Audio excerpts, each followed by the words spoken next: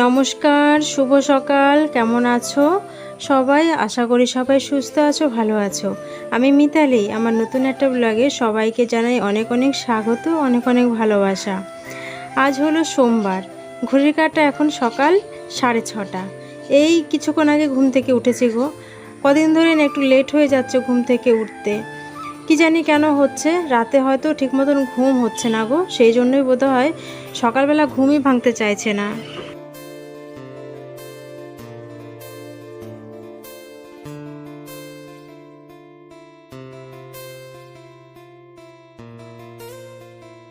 দু তিন দিন হয়ে গেল দুষ্টুর বাবাকে সকালে ভাতটা না করে দিতে পারছি না। যেহেতু 6টার সময় উঠছি, কি করে তখন ভাতটা করে দিই বলো।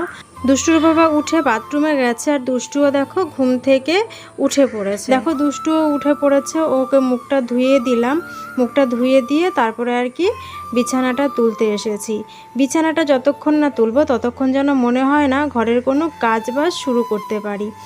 তো দেখো বিছানাটা গুছিয়ে নিচ্ছি। আর আজকের ব্লগটা তোমাদের হয়তো ভালো লাগবে, তাই বলবো একদম স্কিপ না করে পুরো ব্লগটা দেখো।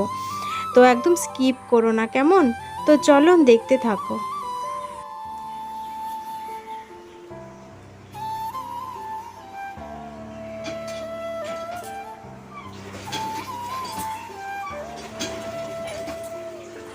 দিনের যখন শুরু হয় তখন তো ব্লগটা শুরু করি, কিন্তু কি বলো তো, দিনের শেষটা যে কিভাবে শেষ করব, মানে সারাটা দিন তোমাদের সঙ্গে কি শেয়ার করব সেটাই না বুঝে উঠতে পারি না।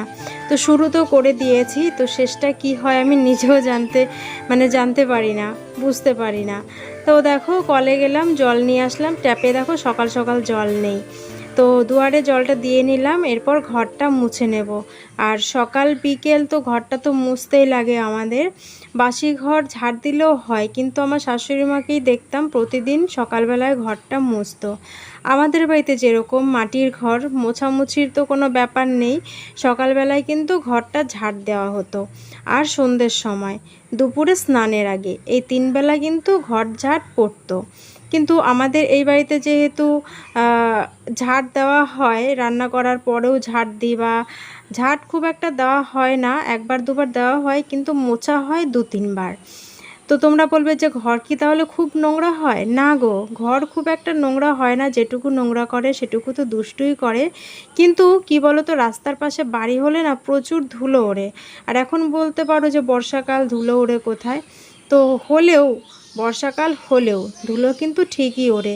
রাস্তা দিয়ে গাড়ি ঘোড়া যায়, সেই ধুলোটাই কিন্তু ঘরে চলে আসে। আর সেই কারণেই কিন্তু ঘরটা বেশি নোংরা হয়। তো চলো ঘরটা মুছতে মুছতে আবার ঢুকে গেলাম রান্নাঘরে। রান্নাঘরের গ্যাসটা মুছে নিলাম, আর এঁঠো বাসনগুলো কলপাড়ে রেখে এলাম। আর তোমাদের আগেই বললাম যে 2-3 দিন ধরে দুষ্টুর বাবাকে একটু ভাত করে দিতে পারছি না, যেহেতু উঠতে দেরি হয়ে যাচ্ছে। তো কোনো রকম শুধু একটু চা, বিস্কুট, মুড়ি এই খেয়েই আর কি বেরিয়ে যাচ্ছে। তো এটা করলে তো আমার হবে না, ওকে একটু ভাত করে দিতে হবে, কারণ সারাদিনের জন্য বের হয়। তো আমার পরে নিজেই না খেতে খুব খারাপ লাগে যে মানুষটা সারাদিনের জন্য বেরোচ্ছে, একটু ভাত করে দিতে পারছি না। তো কাল থেকে অবশ্যই সেটা করে দেওয়ার চেষ্টা করব। আর 2-3 দিন আগে ছোটো মাসি ফোন করেছিল। তো ভাইয়ের হচ্ছে জন্মদিন, মানে মাসির বড় ছেলের জন্মদিন। তো সোমবার ছিল হচ্ছে উল্টো রথ। তো উল্টো রথের দিন আবার আমি দুষ্টুকে জিজ্ঞেস করলাম যে বাবা এই চল ছোটদাদা বাড়ি যাই, আজকে মামার জন্মদিন। ও বলছে না, তুমি খালি ছোটদাদা বাড়ি যাও, তুমি খালি রানাঘাটে যাও, দাদা বাড়ি তো তুমি যাও না। আনলাম চল বাবা এখন ছোটদাদা বাড়ি যাই, পরে এক সময় আমি তোকে দাদা বাড়িতে নিয়ে যাব। ও কিছুতেই যাবে না, ও বলছে তুমি যদি দাদা বাড়িতে যাও তাহলে আমি যাব। তো আমার একটু ইচ্ছে ছিল, যেহেতু আজকে উল্টো রথ, জগন্নাথ মন্দিরে একটু যাওয়ার ইচ্ছে ছিল। আর সত্যি কথা বলতে কি বলো তো, ভগবান না চাইলে না যতই ইচ্ছা থাকুক না কেন সেখানে কিন্তু যাওয়া হয় না, সব কিছুই ভগবানের ওপরে। আরও একটা কথাই আছে, বলে না যে উঠলো বাই তো কটক যায়। দুষ্টু যেই বললো মা আমি দাদাবাড়ি যাব, আমি ছোট দাদাবাড়ি যাব না, তো কি মনে হলো যে চল যাই তাহলে ঘুরে আসি। আর এদিকে বড় মেয়েও বাড়িতে নেই, বড় মেয়ে গেছে হচ্ছে পিসির ওখানে। পিসির ওখানের হোস্টেলে হচ্ছে অনুষ্ঠান আছে, সেই কারণে ওখানে গেছে রবিবারে। তো আজ গিয়ে সোমবার বাড়িতে নেই, দুষ্টুর বাবাও বেরিয়ে গেছে। তো সারাদিন আমি আর দুষ্টু কি করব সেটাই ভাবছি। তো ও তো যাবে না ছোট দাদা বাড়িতে। এলাম ঠিক আছে তাহলে চল দাদা বাড়ি থেকেই ঘুরে আসি। আর যাব সেটা ঠিক করেছি প্রায় বাজে 11টা তখন। তো দুষ্টুর বাবাকে ফোন করে বললাম যাই একটু বাড়ি থেকে ঘুরে আসি। আবার দুষ্টুর বাবা বলছে বিকেলে কিন্তু চলে আসবা। আমি বললাম দেখো 12:30টার ট্রেনে যদি আমি যাই, যেতে যেতে আমার 2টো বাজবে। একটা বাচ্চাকে নিয়ে যাব, সে 1 ঘন্টা থেকে কি 4টের সময় বেরিয়ে আসতে চাইবে তুমি বলো? বলছে যা খুশি করো। এটা ওর একটা ডায়লগই বলতে পারো।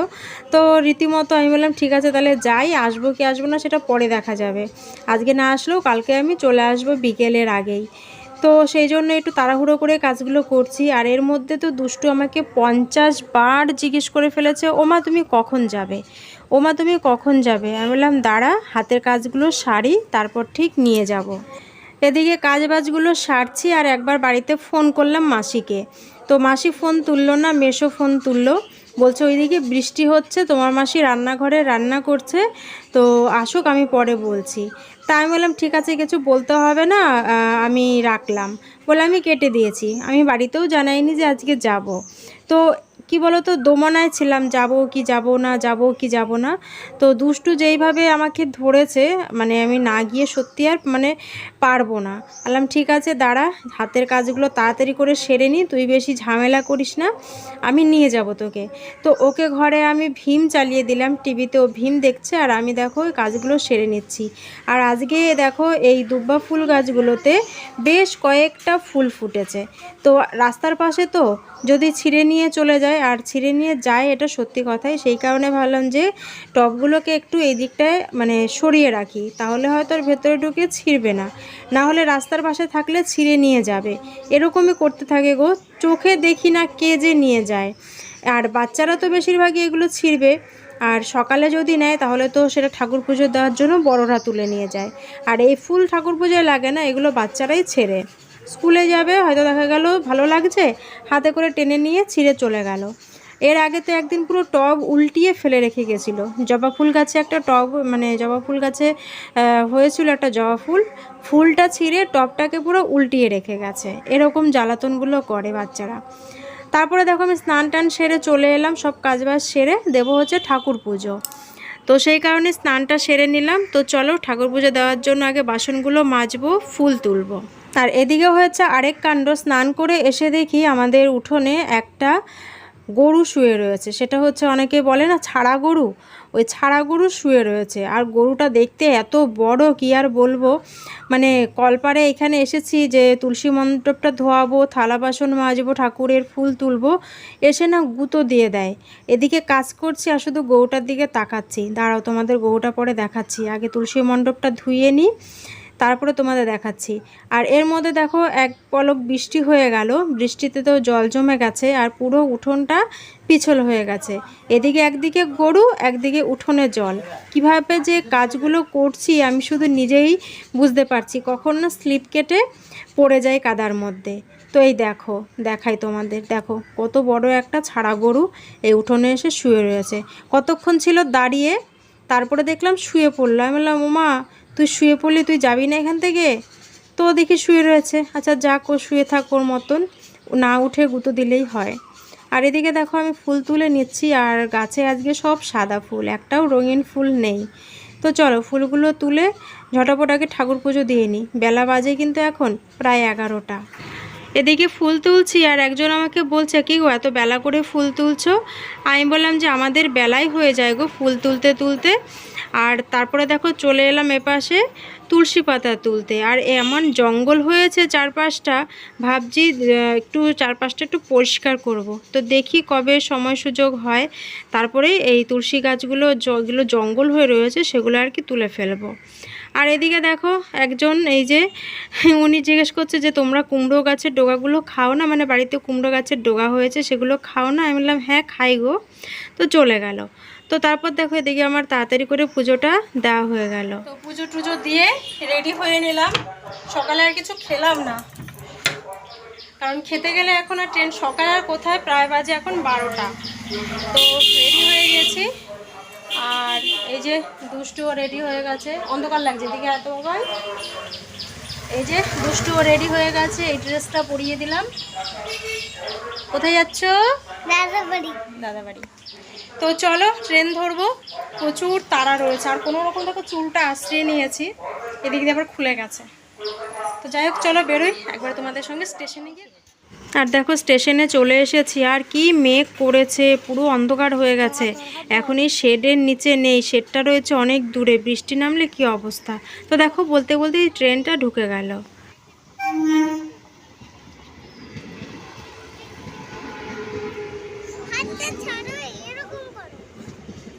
কি করবে?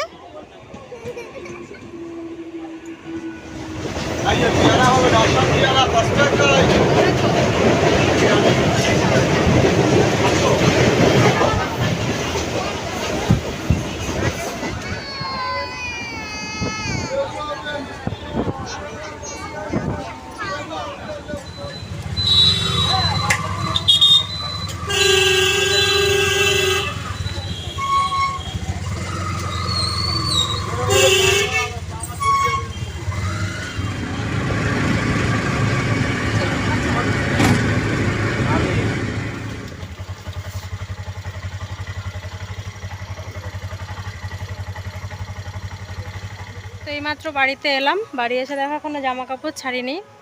তো মাসি গেছে হচ্ছে পাশের বাড়ি দুধ দিয়ে আসতে, সেই কারণে ভাবলাম যে একবারে আসুক, কথা বলি, তারপরে পরে জামা কাপড় ছাড়বো।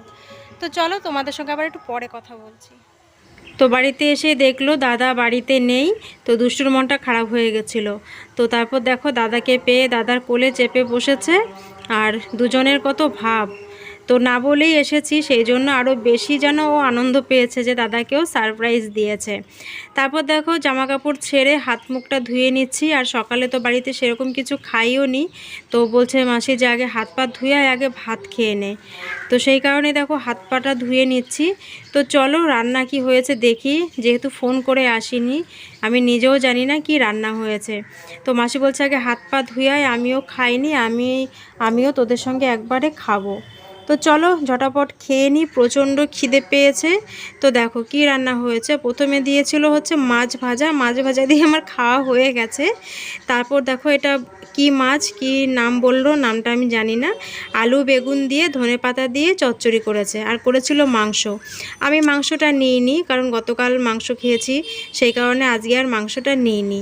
আর সত্যি কথা বলতে কি বলো তো, যদি বাটাও রান্না করে কিছু, সেটাও যেন অমৃত বলে মনে হয়। বাজে হচ্ছে 2:30। তো একটু শুলাম, ঘুম যদিও আসবে না, কারণ বাড়িতেও এই টাইমে ঘুমাই না।